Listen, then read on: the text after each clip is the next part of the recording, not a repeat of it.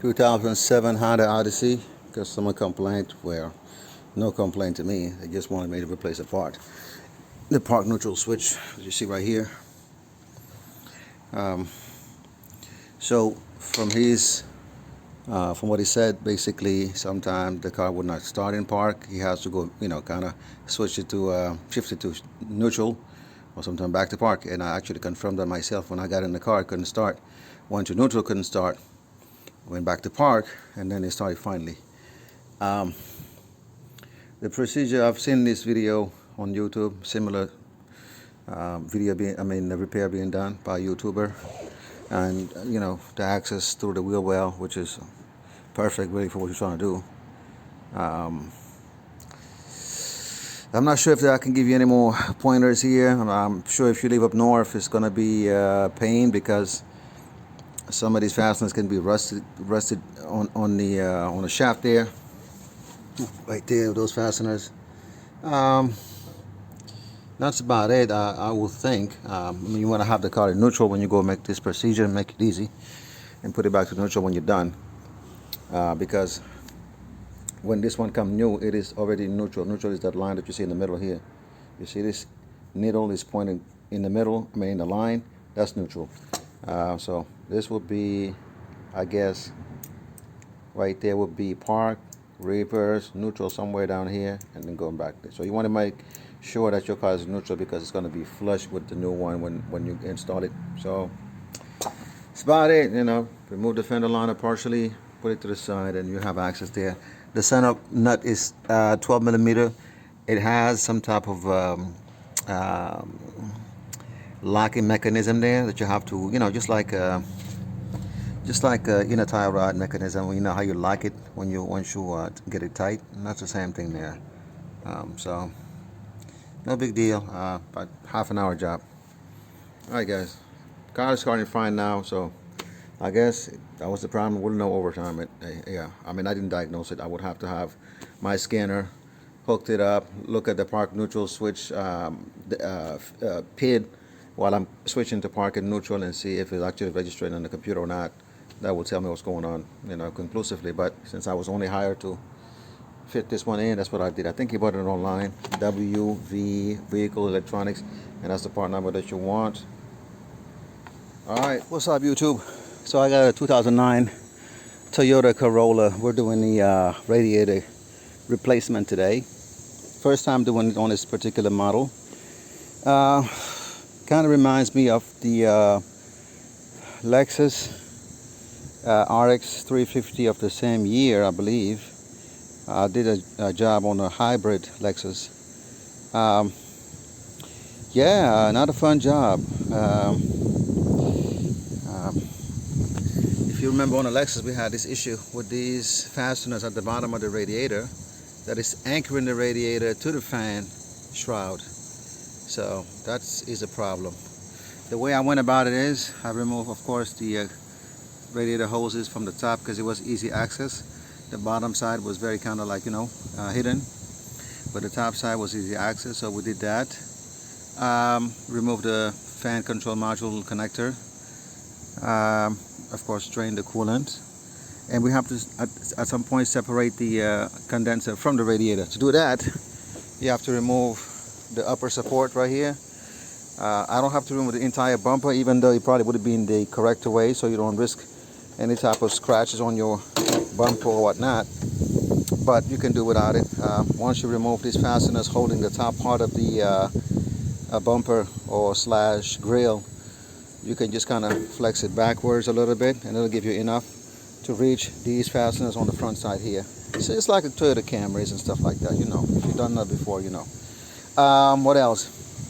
At that point, you're going to be able to yank this out of the way, pull it up and pull it back, and with one hand, and the other hand, you're going to try to remove the entire situation. Now, if you took the hoses from the bottom side of it, it would have been a lot easier, but just because we did it on the top side, it was a bit more challenging, but yeah, we got it done. So I'm going to go ahead and now transfer everything that I just took out onto the new radiator and put it back. And yeah, and the reason why this one failed, it failed. The person bought the car and this was already broken, and they're trying to jerry rig basically. They put a, like a nipple here, and they're trying to glue it together, and it failed, of course, after some time. So that's the reason why we're replacing the radiator. All right, guys, let me go ahead and remove these two bolts at the bottom here to separate the fan from the radiator, and transfer everything on the new unit. I got 2016 BMW 328i. Has some issues related to the intake, basically the charge pipe. This pipe right here. As you see, I've already removed it from the throttle body. A couple of connections here. There's one at the bottom that I'm going to kind of get once I remove the other side. And yeah, or maybe I can remove from there, just to make sure you don't snap nothing off there, because it's at the bottom. Problem is, I did some research on it before. There was a code and there was some messages, and it will create, I think, some type of low power at some point, whatever, as if it's having some air leaks or whatnot. So somewhere in the system between this charge pipe and this pipe going towards the turbo, and they all coming from the cold air intake here, there's some issues there. So when I came in the first time, this was a few weeks ago, about a month and a half, 2 months ago, I checked the pipe, and lo and behold, where it connects to the cold air intake wasn't connected properly. So when I fixed that, the owner said it was a massive improvement. He used to get those instances like maybe 5-6 times in a week or whatever. Now it gets it every blue moon or whatever, but it still comes and goes. So upon reading online, and people suggested that you replace the whole intake, because it is what it is. That's what they said that the problem was going to be. And from our own experience, it seems to be the case, because when I did fix that little leak there, it definitely reduced the problem to a minimum. So we're going to now go ahead and we order some things from ECS Tuning. I will show you once I open up the box. And we're going to try to replace this entire situation with an aftermarket charge pipe made out of metal, some type of aluminum. And hopefully, we hope that will resolve the problem. And then we haven't looked at this side yet. I told the owner about this other side as well. But he says, let's just go ahead and try to see if we can mitigate the problem on that side first. If it does still happen after we put the new one, then we'll go and go on this side and try it there too, on the turbo side. So okay. So now I jacked up the car. Underneath the car you got the splash shield, which is just a bunch of 8mm bolts that you have to remove all of it. And then after that, I'll try to bring it back and show you what I see. We're underneath the car. That will be the fan, and behind it you got the radiator. Well, not the radiator right now. You got the cold air intake, right, and the fan here. That's interesting. Where's the radiator? Isn't it the weirdest thing? Okay, so the cold intake is only this much. It's basically about, I don't know, 8 inches, right? And this is our pipe. So I'm just going to go ahead and remove. I'm not even showing you guys. So I'm just going to remove the clip. I just basically prying it off, because I already took that. There used to be a whole mechanism to hold it in place, and that sucked really to take off. I mean, once you know the technique is one thing, but if you don't, you can really spend a lot of time wasting time here. So basically, that's just an extra safety precaution to make sure that this doesn't come off. So anyway, this is loose now. I'm going to go on top and try to pull it out. Okay. So now we're on top here. Now we're going to have to snake this whole contraption past all of these different. Oh boy. Goodness me. Let me try to put it to the side here already. Okay. Alright guys, you see it's going to be a little bit challenging here, because there's a lot of stuff in the way, and this one doesn't flex that much. Let me use 2 hands to try to remove at least this connector at the bottom there, and see if I can have. I was able to kind of move it to the side a little bit. There's a little bit of space there between the charge port and this whatever hose that is right here. Anywho, and I was able to gain a little bit of leverage there. So now it should just come off, and that's what it is. You know, funny enough, I don't see the seal, because in the videos there was a seal right there inside of these tubes.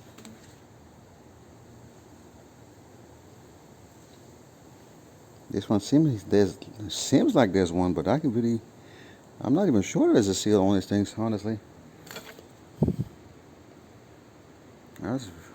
Maybe that was a problem all along. Alright, well, let me dig inside of it. Maybe the seal is there, it's just flattened out or something. I did order one seal. I should have ordered two now that I think about it. Let's go open up the box and see what we got inside there. Interesting. Maybe that was our problem. The seal was missing all along. So, hopefully, let's see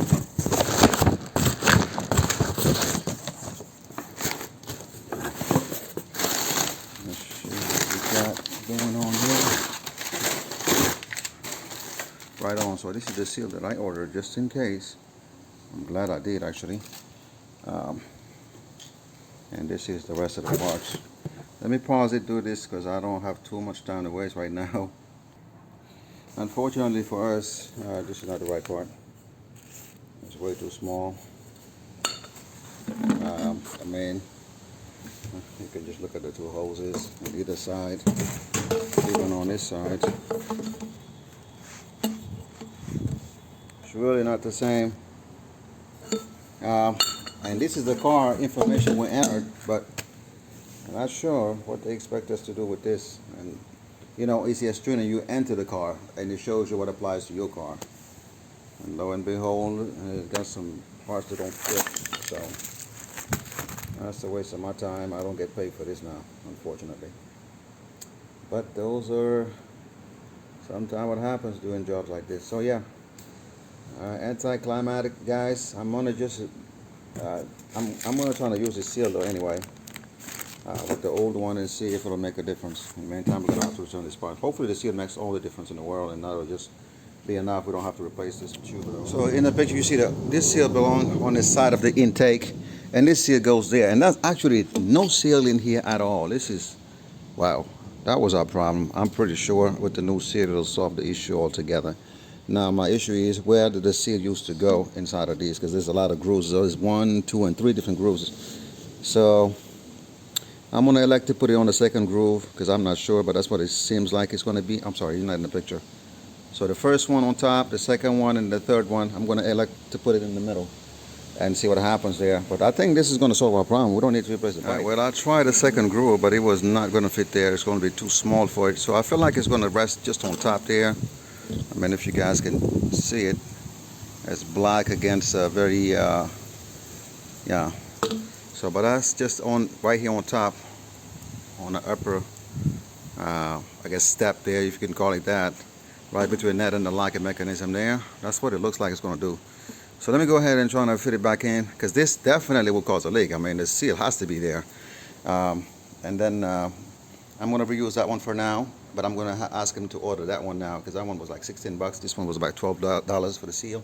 We're going to order that seal too, and we're going to replace that one once we get it. All right, so I just fit it in now, and it's really snug. Before I used to make a play up and down. Right now, it is really snug. So I'm, man, 99% sure this was the issue originally. The seal was missing there, because this car was a salvage vehicle, as you know. The front end was all kind of worked on and replaced. And maybe that's what happened. They forgot to put the seal on. Yep. So hopefully this other seal will not need replacement. But if it does, at least it's a lot easier to get to. It's just basically, if I can get it to come off like this, I can just replace the seal right there. It's really easy access there, right there in the middle. So, but I feel like the bottom there was our problem. So let me put the rest of these situations together. I know the owner is going to be really happy if that fixes his problem. So that's $12 instead of spending. This whole kit costs about $300 really on ECS Tuning. So yeah, that would be really a good situation for him. And a lesson learned for me. You know, I didn't know there was a seal there. I didn't even look for it until I was watching videos this time. And I saw people put seals, so I told him just order the seal just in case your seals is worn out. Because I remember he had some plague, because the first time I didn't know better. So if your pipe has no crack, nothing on it, check the seal first, guys, before you go and spend money on this aftermarket situation. All right, we got a 2008 Honda Civic replacing the power steering pump. So far, from what I could see, just overall, it looks like the probably one of the most, if not the most difficult part of this job is going to be removing the top bolt on the power steering pump, which is right there. The clean looking bolt in the middle of your screen. So that bolt right there is probably going to be the most difficult part of the job. You can get to it though. I mean, I could use one of these ratcheting wrenches, long ones. There's a ground strap that goes right here, right there. So just once you remove it, tuck it somewhere, then you have decent access. Not the best, but decent access.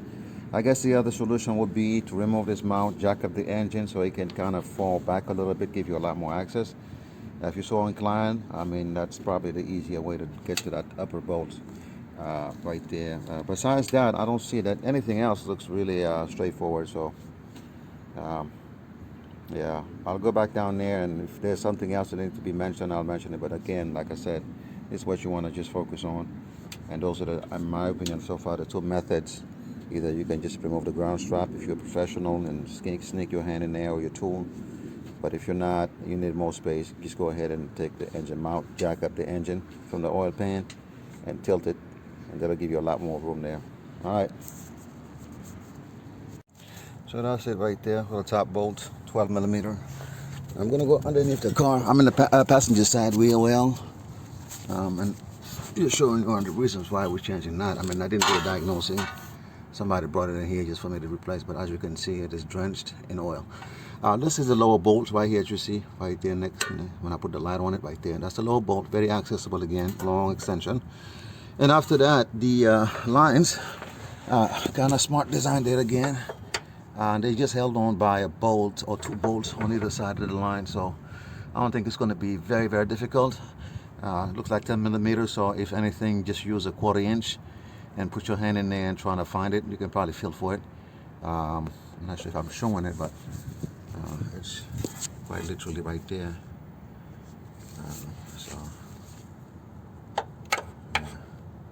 So that's one of the bolts. Next to each other is the return line. So you got pressure line right there, return line right there.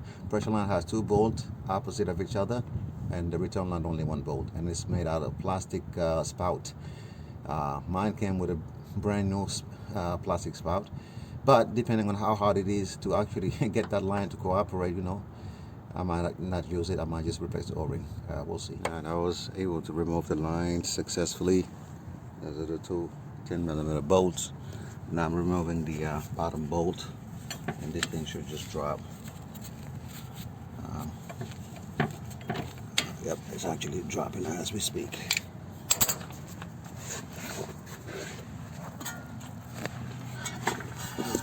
Gap already on the other side there. Right, maybe I get two hands on it. I gotta take it out of there. Hopefully it should just come out. Oh yeah. All right, she's all done now. New pump on. Yeah.